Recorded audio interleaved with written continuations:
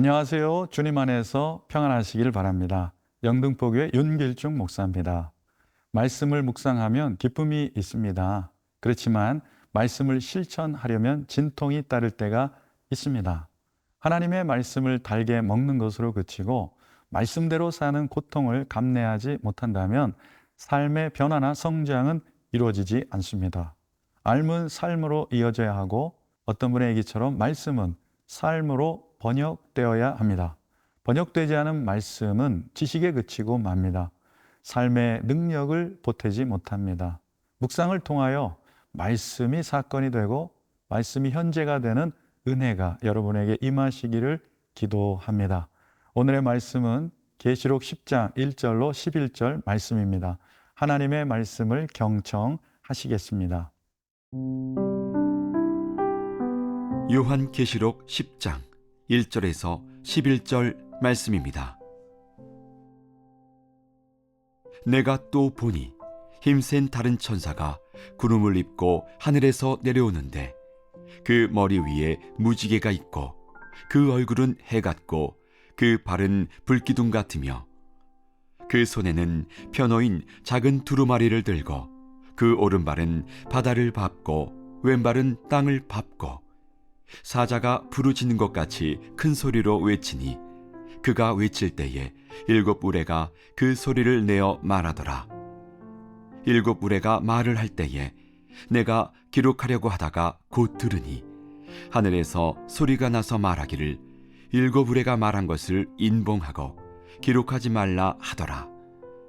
내가 본 바 바다와 땅을 밟고 서 있는 천사가 하늘을 향하여 오른손을 들고 세세토록 살아계신 니 곧 하늘과 그 가운데 있는 물건이며 땅과 그 가운데 있는 물건이며 바다와 그 가운데 있는 물건을 창조하신 이를 가리켜 맹세하여 이르되 지체하지 아니하리니 일곱째 천사가 소리내는 날 그의 나팔을 불려고 할 때에 하나님이 그의 종 선지자들에게 전하신 복음과 같이 하나님의 그 비밀이 이루어지리라 하더라. 하늘에서 나서 내게 들리던 음성이 또 내게 말하여 이르되 네가 가서 바다와 땅을 밟고 서 있는 천사의 손에 펴놓인 두루마리를 가지라 하기로. 내가 천사에게 나아가 작은 두루마리를 달라 한즉 천사가 이르되 갖다 먹어버리라. 내 배에는 쓰나 내 입에는 꿀같이 달리라 하거늘 내가 천사의 손에서 작은 두루마리를 갖다 먹어버리니 내 입에는 꿀같이 다나 먹은 후에 내 배에서는 쓰게 되더라.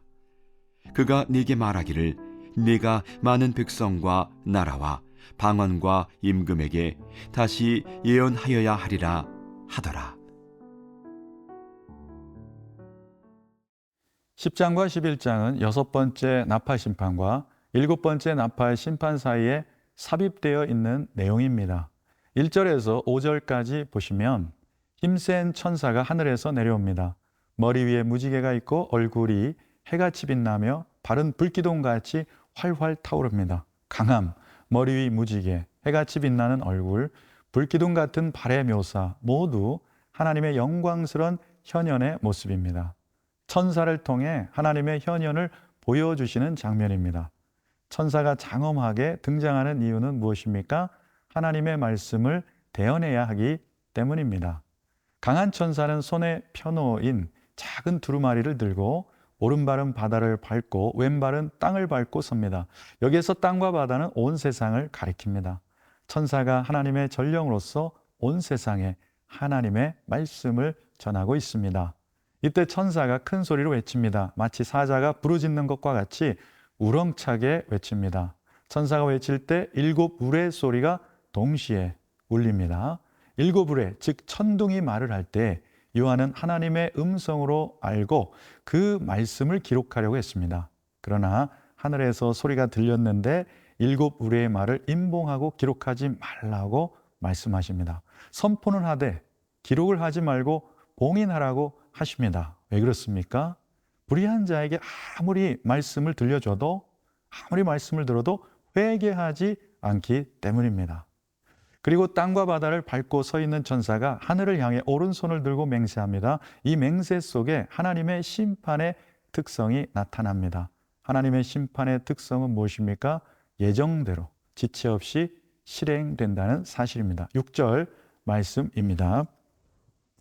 세세토록 살아계신 이 곧 하늘과 그 가운데 있는 물건이며 땅과 그 가운데 있는 물건이며 바다와 그 가운데 있는 물건을 창조하신 이를 가리켜 맹세하여 이르되 지체하지 아니하리니. 또한 예정된 심판은 지체 없이 실행이 됩니다. 7절 말씀입니다. 일곱째 천사가 소리내는 날 그의 나팔을 불려고 할 때에 하나님이 그의 종 선지자들에게 전하신 복음과 같이 하나님의 그 비밀이 이루어지리라 하더라. 지금은 계시가 비밀 같은 것이어도 그것은 어느 날 성취될 것입니다. 그 비밀이란 모든 지상의 나라를 압도할 강력한 하나님 나라의 도래입니다. 이렇게 하나님의 나라는 예정대로 지체 없이 반드시 이루어질 것입니다.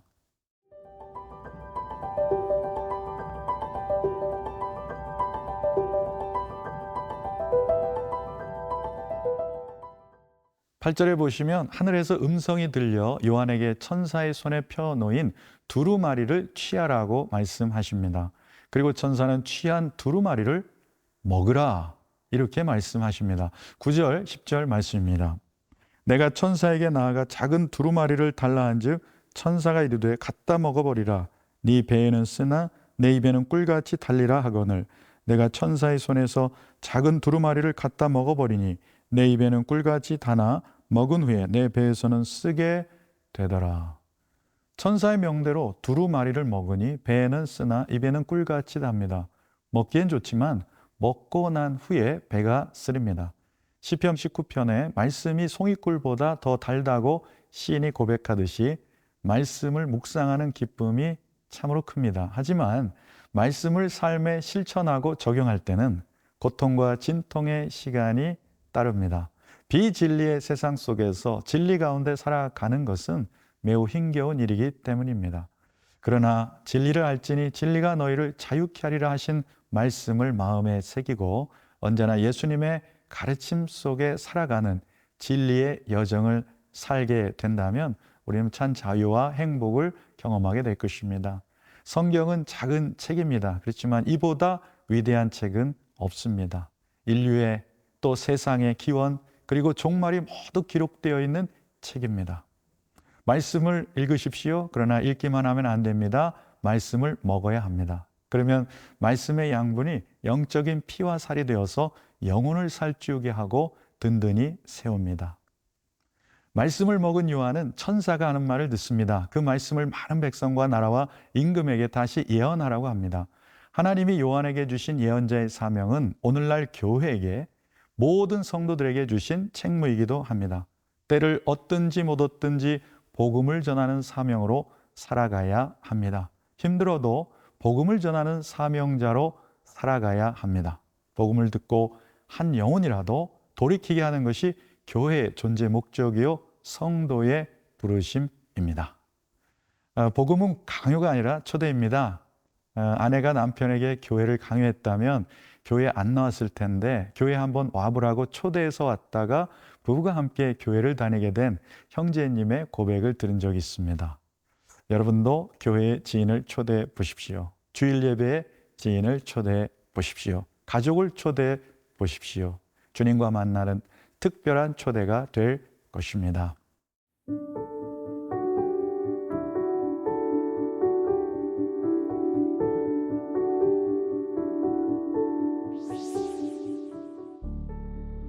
사랑하는 주님, 성경을 머리로만 아는 것으로 그치지 말게 하시고 말씀이 내재화되고 체득되어 삶으로 이어지는 신앙이 되기를 원합니다.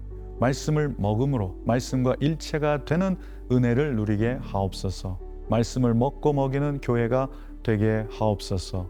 예수님의 이름으로 기도드립니다. 아멘.